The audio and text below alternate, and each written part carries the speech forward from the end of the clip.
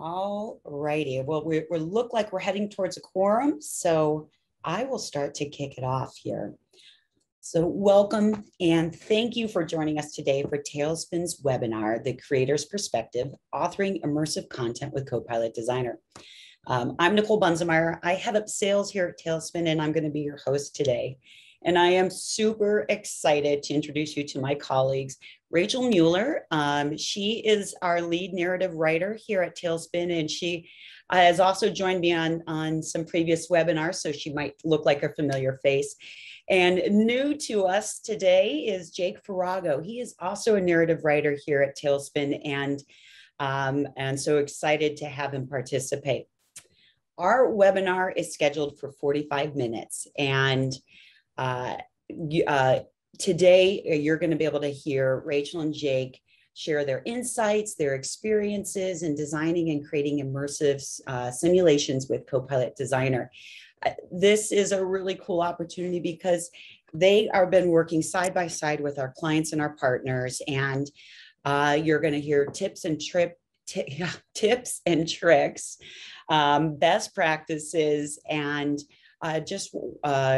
lessons learned along the way. So great opportunity for you to gather questions and share those out to us. That leads me to a couple of housekeeping items I want to touch on, is questions. You'll see there's opportunity in chat to post them. We'll do our best to kind of gather them along the way, but if you've joined us on any previous webinars, you'll know that we spend the last 10 plus minutes answering all your questions. And honestly, it's the highlight of my part of the day. Great questions, and we will make sure we take our time to get through every single one of them. And then finally, the webinar is being recorded, and both the recording and the deck will be available following the call, and we'll get those out to you. So for some of you, this might be your first introduction to Tailspin. And so I always like to just share a little bit about who we are and what we're doing. Tailspin is a platform for skills mobility, and we are building an ecosystems of customers, partners, subject matter experts that are delivering on-demand immersive skill assessment and skill development scenarios. And so when we say we're a skills mobility company, we see it as bringing together real-time game engine-based spatial-first experiences that are created in VR, AR, that are consumed in those modalities, as well as existing 2D platforms like desktop and laptop. Going a little bit further, we're focused on 3 areas that operate together. Over on the left-hand side, you'll see us call out our growing library of immersive learning content.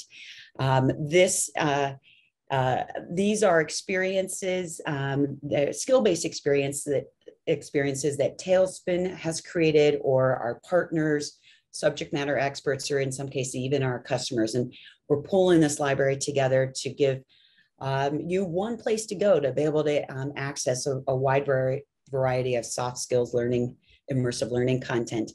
How that content gets created is over on the right-hand side. So content creation tools like CoPilot Designer, these are no-code authoring tools that have simplified the development of immersive content, and taking what is often has been 3 to 4 months, a team of nearly a dozen people of specialized skills, we've been able to distill that down and build it into the platform so that 1 or 2 people, a narrative writer and a learning experience designer, in a couple of days or a week can start to build really powerful immersive learning experiences. And finally, all of this sits on top of our skills insight framework. We call it Vector internally, but this framework offers advanced learning performance data, validated skills profiles that guide not only the learners that are going through the experiences, but organizations as they think about career planning, career development, and talent management. And I realize I probably introduced a phrase that might be new to some folks here when I mentioned game engine based. What we mean by game engine based is removing traditional e-learning design barriers and constraints, right? Creating environments where learners have freedom and choice in how they engage with the learning experience. For example, you can now measure things you couldn't do with traditional point and click e-learning. Things like action, gaze, gesture, speech, every interaction that the learner has in that learning experience that you're able to capture and measure in a game engine world. This also allows us to expand the experiences into integrations with real-time data collection, with cognitive services that do some AI, and then even collaboration. This last part I think is really cool. This is where learners are collaborating with other learners.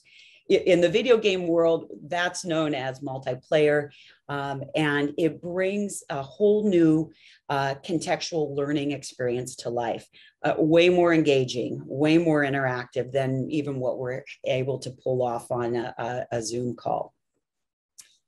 And you probably heard me mention immersive a bunch of times, and Jake and Rachel will probably also drop that word a fair bit too.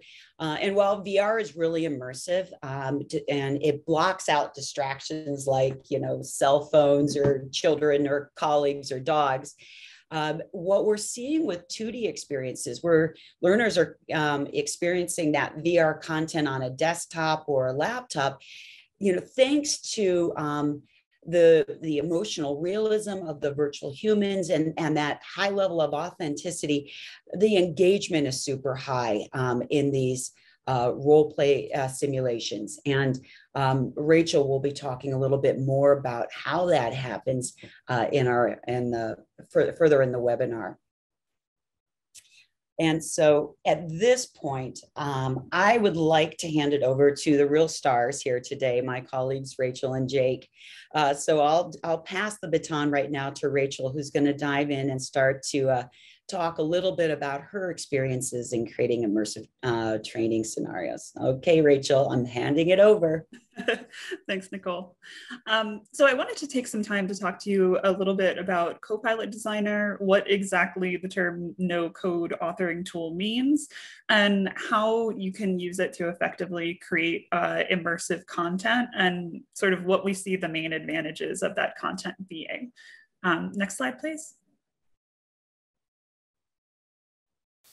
So when we say a no-code authoring tool, really what we mean is drag and drop functionality.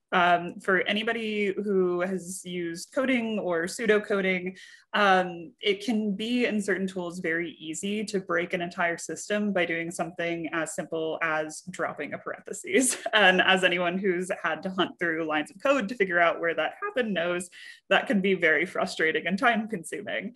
CoPilot Designer uses a visual interface that makes it very, I'd say, difficult even to make mistakes in a way that isn't very visually apparent. So it eliminates a lot of that user error. It also allows for that sort of balance between capability and ease of use. So while there are very low barriers to entry and it's relatively easy to learn, you're not missing out on any of that functionality. We've also found that because it's a tool that was built specifically with XR learning experiences in mind, we were very aware of all of the different roles that have traditionally gone into that process. So a lot of our different export functions support those different roles. So we have a drag and drop functionality where you can export fountain style voiceover scripts, which are great for working with actors or producers. You can export scripts as CSVs, which we've used a lot for legal review with various clients. And then for larger teams of stakeholders, it's very helpful to go through it in PNG format so that you can see the logical linking of all of the different components of the interactive conversation. But something that I think is probably most useful to a creative writer is the marriage of animation and text and how that allows for easy, immediate revisions. I think most creative writers have at some point put something on the page that then when they heard it out loud suddenly sounded very different than it did in their head. I think the ability to sort of attach animations and attach neural voices to your dialogue and then sort of real time almost test it out and be able to revise where needed is, without incurring the cost of going back to an entire team of animators and saying, hey, actually, I think I'd like to make this change, is really huge and has really enabled us to make more impactful content. Next slide. So Nicole mentioned the word immersive, and I'm sure we're going to mention it more times. Part of the reason that we find immersive content to be really impactful in the field of soft skills is because it engages a different part of your brain. When you have emotionally impactful experiences, multiple studies have suggested that those memories are actually compiled differently than more emotionally neutral experiences, and in many ways seem to be more memorable. During a study that we did with PwC, we found that learners who used VR experiences built in CoPilot Designer were actually 3.75% more emotionally connected to the content. And that matters because what that means is they're remembering the content, and they're also better able to take these emotionally impactful experiences that they've had in VR and then translate those into real world circumstances. So rather than trying to learn skills into a neutral environment and then learn how to use those skills in the real world under pressure, if you're learning them in an emotional environment, you're more likely to be successful in that same emotional environment in the real world. Next slide, please.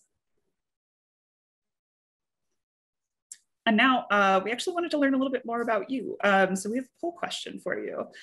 We know that we have people from a lot of different disciplines in here. So we'd love to hear, are you coming from a learning background, a gaming background, animation, or from another field entirely?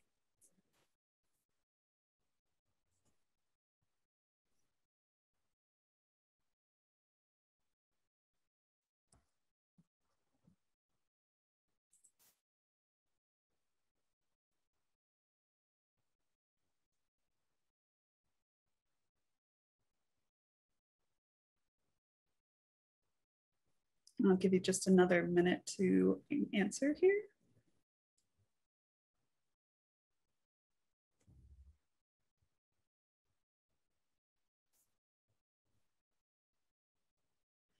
It looks like a lot of us are coming from a learning background, but it looks like there's also a lot of other disciplines represented here. And we'd love to hear more about what those are in the chat. Plenty of people here from gaming as well. And we're going to touch a lot on how we see sort of all of these fields intersecting and how we've seen a lot of them reflected in our work in CoPilot Designer. And now to do that, I'd love to hand it off to Jake to talk to you a little bit about Performance Editor for narrative design and how he's worked with that in CoPilot Designer. Thank you, Rachel. So actually, we'll come back to discussing some of the emotional realism and immersive stuff. I know Rachel has more to talk on that, and it is super important, and it's really cool what CoPilot Designer lets you do with that. But I think it's a perfect segue to move from that poll question to talking about what existed before CoPilot Designer and then what now CoPilot Designer allows a user and a creator to do. So a little bit about my background. I'm actually, for that poll question, I'm a little bit from all three. So less animation, but more a little bit of learning, game design, and narrative. So as someone coming into CoPilot Designer with all that background, I definitely had some expectations about what I could do and what would be challenging to do. And I was pleasantly surprised about what turned out to be true. So if we can go to the next slide. I think this will be familiar for a lot of people, the background of where people come from and the software that goes with it. So if you don't know any of these software, that's fine. All you have to know is that before CoPilot Designer, this is some of the type of content you would need to use to create your experiences. And not only would you need to have this software, but you would also have to have someone who could do it. And then you would have to have someone, usually multiple teams, We'd have to have someone that integrate it with the other software, and it turns into a whole big snowball effect of a lot of work and a lot of late hours. So as someone coming into this, this is kind of what I was focused on and expected. But what's great is CoPilot Designer actually takes all of these different disciplines and the software that go with it and puts it into a really, really super user-friendly and just very easy to use type of software. So we can go to the next slide and we can break down exactly what that's going to be like for someone coming into it. And I'll give my perspective too, just how it was coming into it from my end. Oh, I think we jumped back a slide. Oh, maybe we didn't. No, there we go. Okay, great. So for the 3D visual effects, normally to create this type of content, you have to have a lot of time spent trying to map out your design and then spending a lot of time about modeling content. With this, it is so easy. CoPilot Designer allows you basically to just plug and play. You're just popping in, and the first options you're given before you jump into laying out your design is, okay, what do you want it to look like? And with setting the scene, it's as simple as just flipping through a library and a catalog of different environments that fit your need, and then just selecting it and it's ready to go, which is one thing to just select it and say, okay, I think this will work. But when that actually comes to optimizing it for all the platforms that you could have your users on, this is all done automatically. You don't have to worry about, will this run on virtual reality versus will this run on desktop streaming? It all works, which is something that was super refreshing on my end, because usually you have to spend weeks trying to make sure it actually runs on the things you intend to run it on. And then in terms of casting your characters and using the type of humans that you would want for your experience, usually you would have, I'm trying to think of a way to put it, you'd have generic man 1 and generic woman 2, and those would be your 2 options basically to kind of like to finagle and try to get to work with your experience. So for CoPilot Designer, we have a really robust catalog of types of people you can select that will be in your experience. And they come from a really great, diverse and inclusive background. So it's going to be able to hit any of your needs. And so from my end, when I saw this, I was like, oh, thank God, because this does just open up a lot more opportunity when you're creating your experiences, instead of having to frame it around, okay, what conversation am I going to have with Robot 1? So this has been a great way that CoPilot Designer has solved this issue, and it's made it a lot more user-friendly for people like me to come into it. So we'll go to the next slide and see how this CoPilot Designer works in terms of narrative and game design. So for some people, you may be familiar with something like blueprints. Those are used in like things like Unreal Engine or Unity. Those are game engines that you're allowed to kind of map out how you want your experience to go and the logic that goes with it. That can get complicated. It's been improved over time, but it's still far from user-friendly. There's usually a learning curve. And for CoPilot Designer, we've really taken that on head on and made it just super friendly, user-friendly for anyone to start and use. So basically you're presented with the moment you jump in to start creating your experience, you're presented with your blank canvas and you start creating on your canvas. So we give you a node system where it's as simple as just clicking and dragging. Once you click from your first beginning node, which is your start node, and drag out, you're given a list of options to how you want your experience to go. So for someone like me that comes from a narrative background, it usually starts with dialogue. So you're having that virtual human you selected and that environment you put them in. What are they going to say to the user? What's the first thing they're going to discuss and talk about? What's that back and forth and engagement going to be? So that's how I would start my experience. But if you're someone who comes more from game design, which I've experienced with too, you want, okay, so then how am I giving the user themselves control and agency within the experience? So that's when you would add things like decisions or conditions or variables, scoring. These are all ways of just kind of customizing it and allowing the user to have a personal experience with what you're creating. So all that's done with just, again, clicking and dragging. There's no coding involved. There's no hours of making sure, does this logic make sense? Does this line up here? It's all done within CoPilot Designer with just click and drag. And even better, I know Rachel hinted at this. So when you're creating content's great to start, but then when you actually have to review and make sure your content works, that's when things like a code check usually comes in, which is a whole other rabbit hole to go down. But in CoPilot Designer, we have a really intuitive way of checking it. We have two different types of playback. One's 2D playback, and that allows you to quickly review the experience you've just created, make sure it's all smooth, running the way you intended, and we'll kind of alert you to the fact if there's anything going on. If like this isn't lining up or you're seeing mistakes, you'll immediately be able to tell.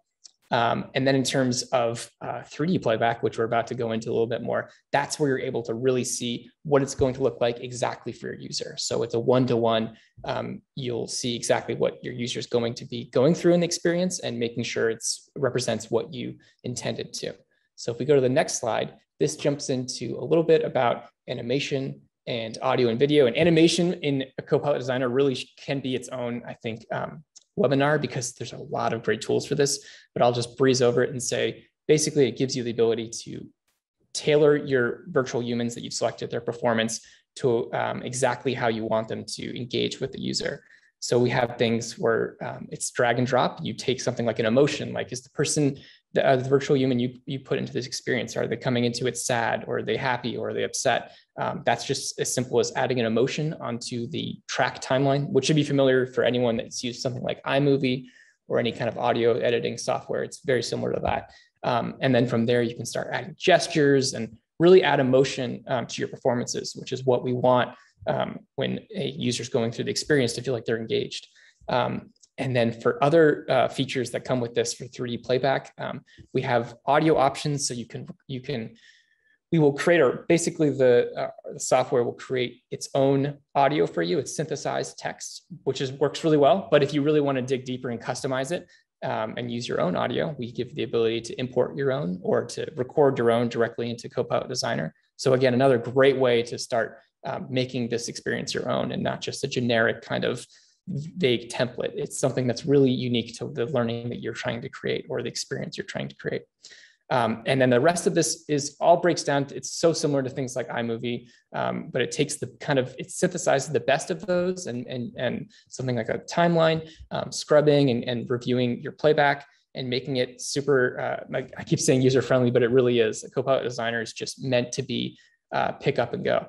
So all of these things come together and create the type of software that I think is going to be super useful for you. I know it was useful for me coming in, and that was someone that had experience with a lot of the more advanced software, and not always better, but more advanced software. This was really just kind of eye-opening. So we go to the next slide. So we have a little quick preview of how this all comes together in CoPilot Designer. So if we play this video, you should be able to get a kind of a snippet of how this is working in the actual software itself.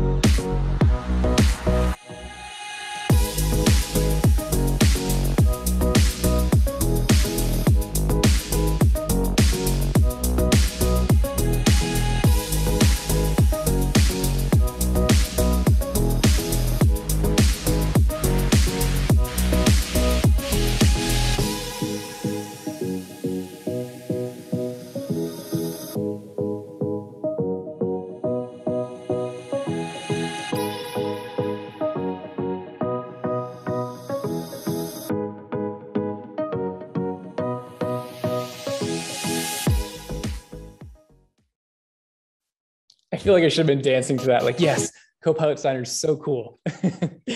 No, that's a great way, though. I feel like actually that video covers exactly what I said, but in a much more streamlined and engaging way. So, and we have some poll questions for you, or an additional poll question.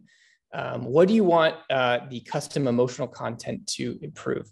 So something that you would want to, when you have emotional content, what do you want your user to actually take away from that? And I think we have something like memory retention, confidence maybe, or emotional engagement, or all of the above.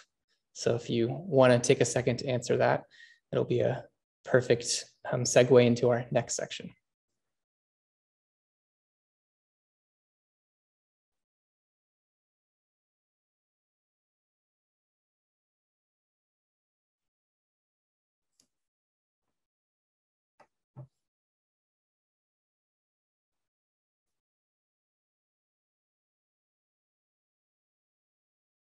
feel like the cheat answer is all of these. So if you select that, that's okay, but know that you kind of cheated on it.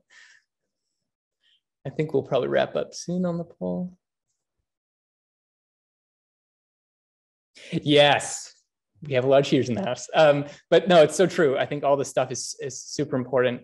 And Rachel can really speak to that more because this is some of the stuff that CoPilot Designer really excels at.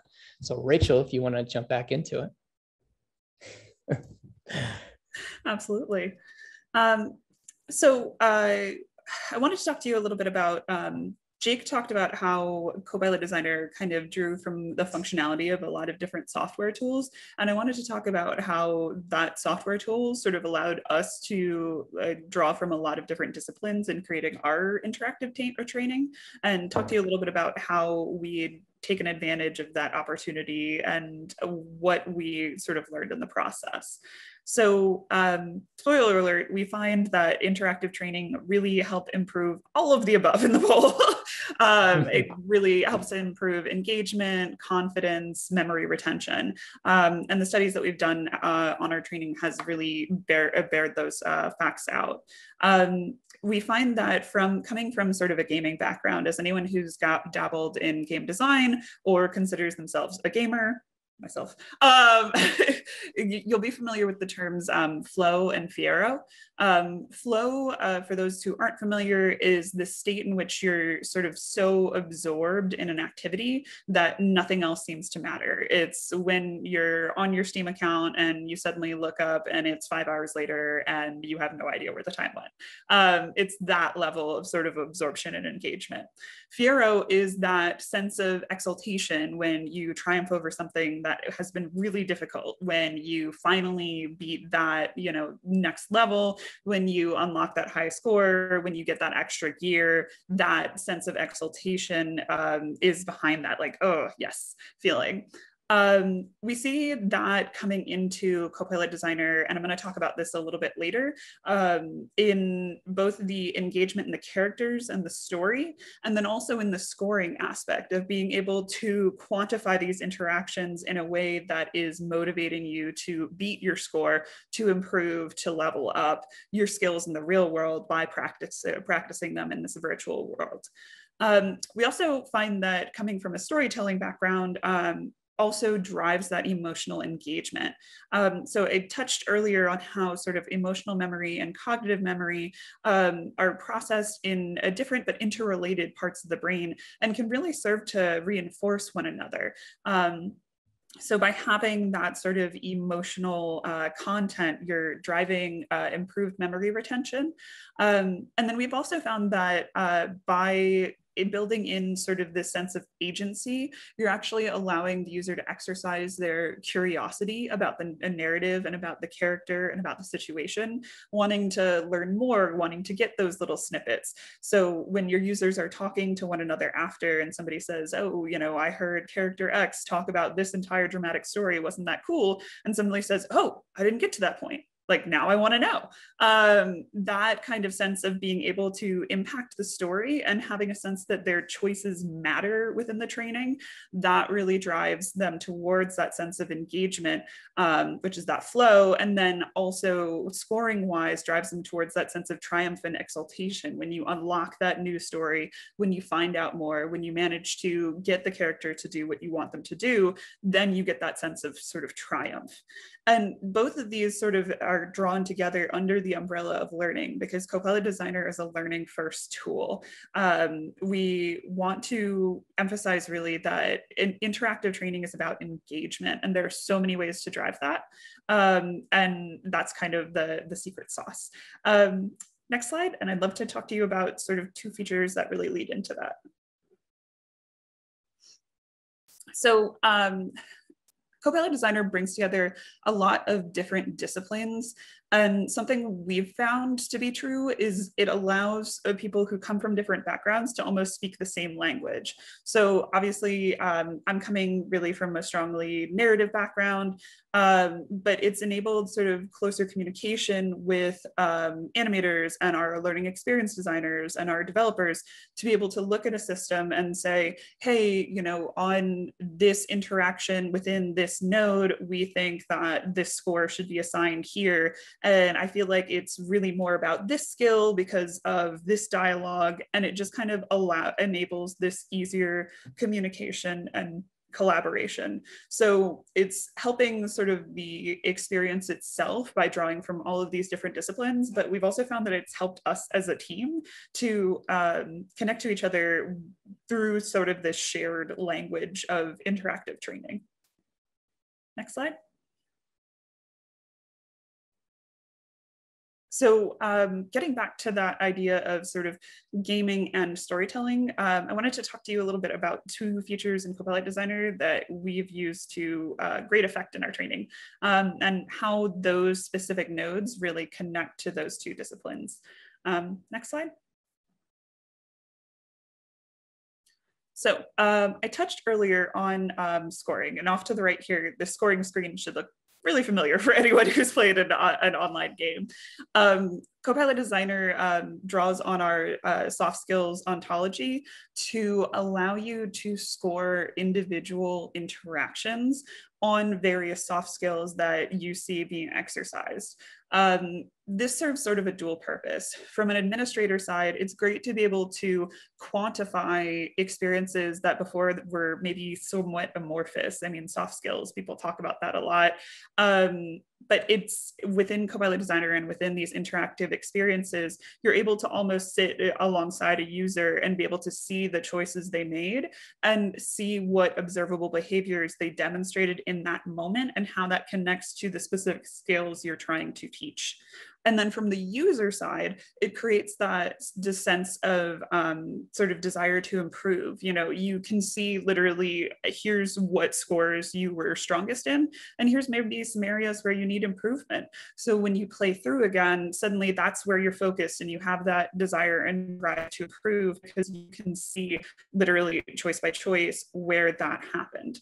And then a way that we've used to drive engagement and then also to improve replayability, CoPilot Designer has a randomization function.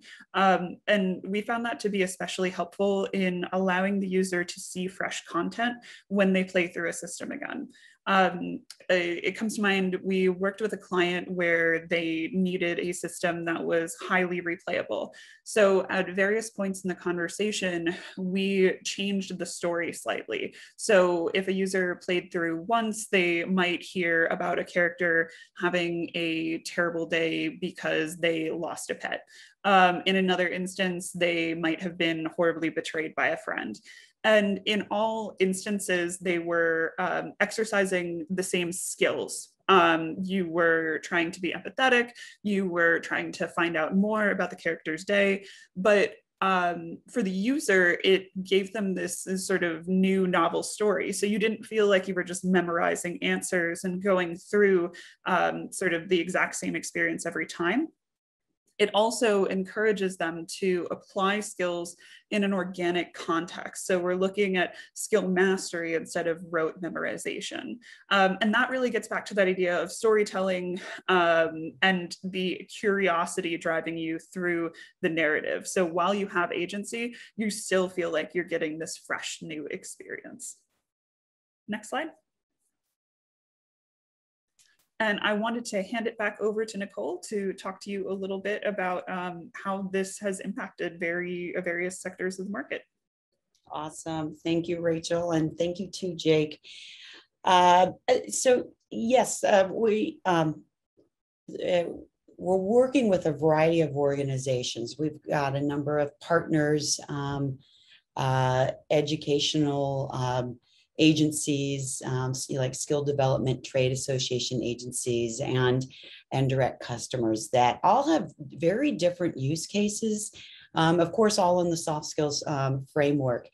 But what we're seeing is, particularly as we look at the needs that are across organizations around finding talent, bringing talent on, developing talent, that there's this concept of how quickly can we build skill, identify skill gap, build skill, and address it. And that's the power of immersive. Unlike traditional e-learning or even, to be honest, kind of face-to-face, you've got the power with immersive where you actually are seeing, you can get a baseline of skill and you're actually seeing skill development real time happening. That learner is performing a particular skill and you can see where their strengths and their weaknesses are on that. Being able to have that visualized and displayed out through powerful dashboards and reports makes that a commodity that can be shared across an organization or for a learner as they continue to identify where they want to grow. So just as a sample of some of the organizations we're working with right now that are leveraging this with their customers or their audience.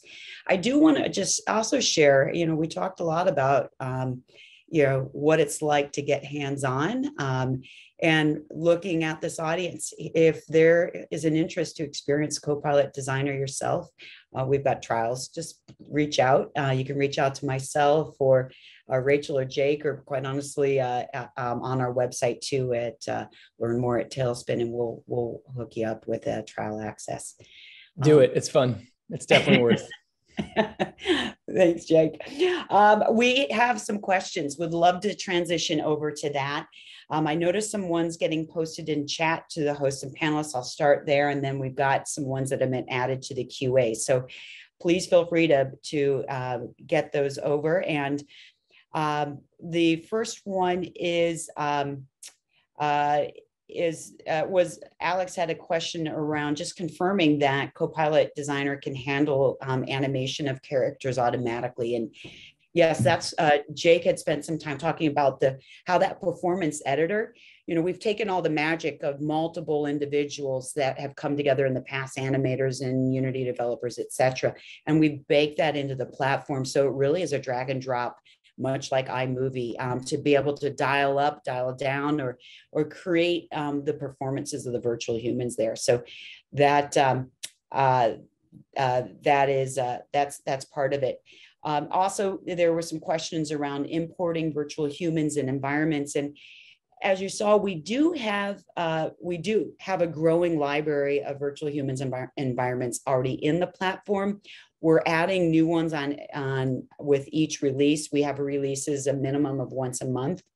And for example, our next release coming out in about a week or two has our first healthcare provider. So we're excited to have, I think it's Angelo is his name, is our first healthcare provider, followed by our female health care provider next month, and several environments there.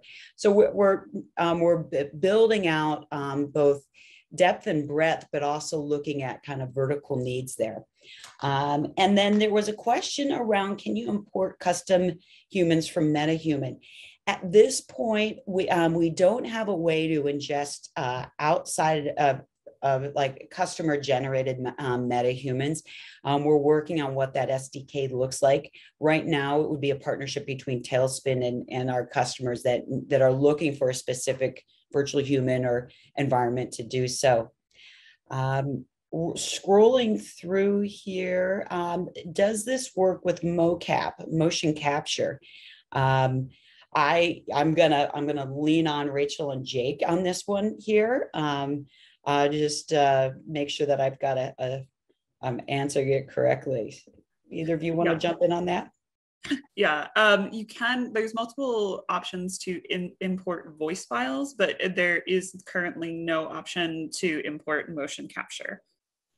Okay, I think a lot of the animations were either inspired by motion capture that exists that you can use. So if you're looking for pretty much any of the general mocaps that you would find in animation, you're going to find in a library. But for custom stuff, I think Rachel's right. You're really pulling in the voice right now. You don't pull in individual mocap. Yeah, that is a good point, Jake. There was a very extensive vocab sheet though into this. Yep. Angie had asked if any of our trainings are on, I'm going to just read the letters around IATSC. I'm wondering if we've used it before. Not that I know of, but great to see that we're making some connections to experiences that you've had. Ryan had a question. How do you measure the emotional connections between learners and the content? So we have a series of sort of post-training assessments. Our learning designers are constantly sort of working on feedback from learners, both to assess the impact of the experience and also to constantly iterate, because this is, you know, sort of a currently developing tool. So any feedback we get is helpful, not only from assessing the sort of success of our experiences and finding where we need to improve, but also hearing sort of how the tool itself is impacting them and working on improvements for the tool as well. So it's not inherently built into CoPilot Designer, but that assessment portion is important to us and something we're pursuing on sort of outside the tool. Awesome.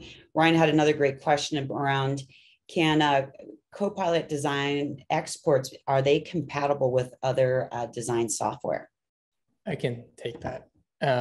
So the best answer, ideal answer, is that CoPilot Designer really is supposed to be kind of experienced as all in one. So a lot of the stuff is integrated tightly together. So you're getting you're just getting the performance and also the experience without any breakage. That said, you can definitely take elements of CoPilot Designer and export it.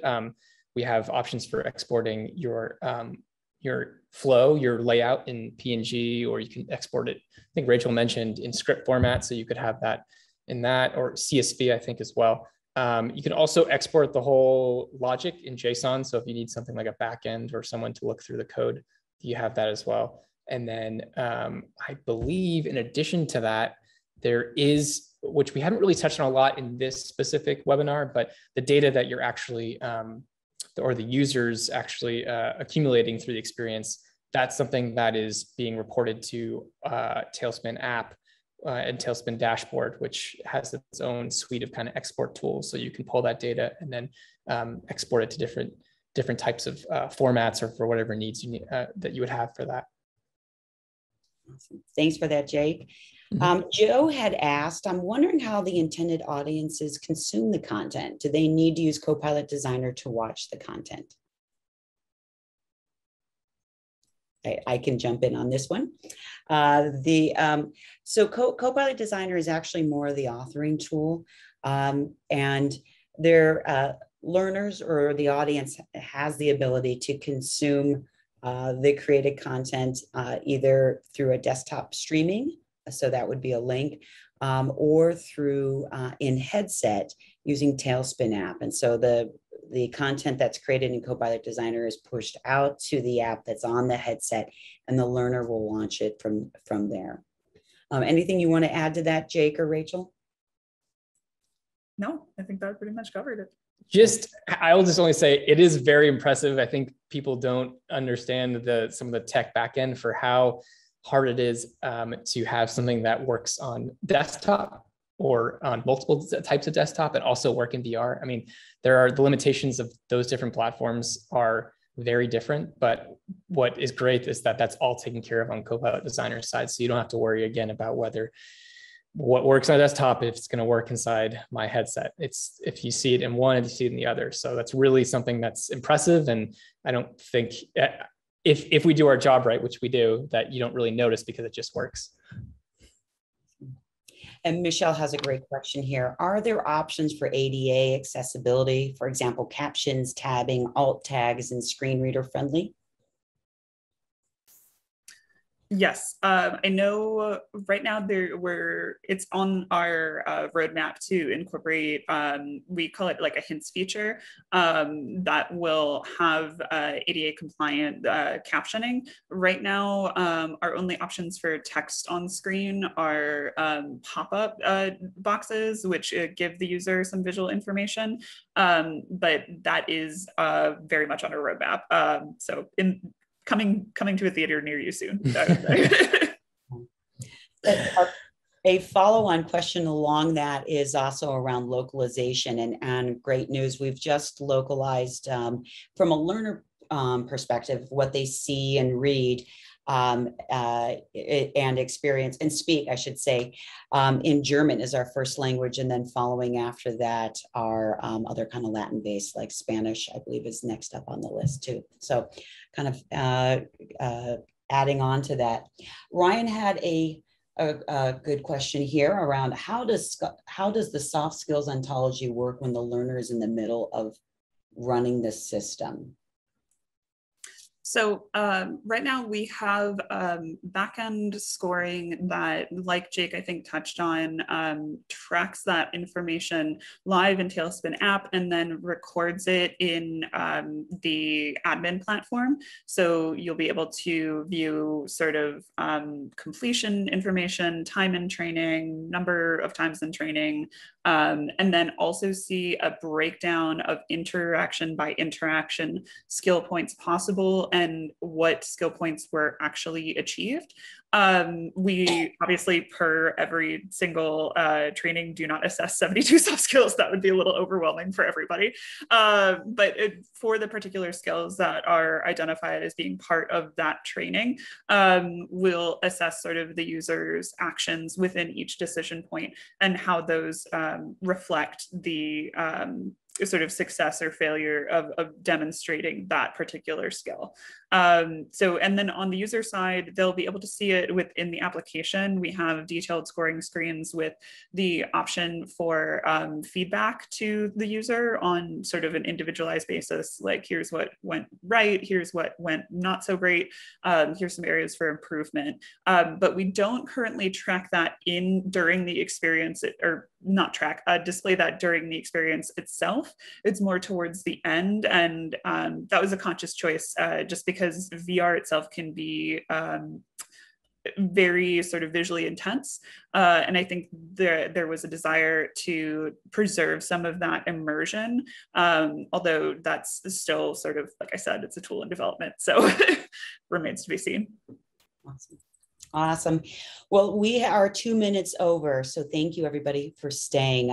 We appreciate you very much for taking your time, spending it with us. Hopefully you found the session helpful, informative, inspiring. We'll be sharing out the deck and the recording. If you have other questions, if you want to access the trial or just want to connect with any of us, please reach out. We would love to spend some time with you.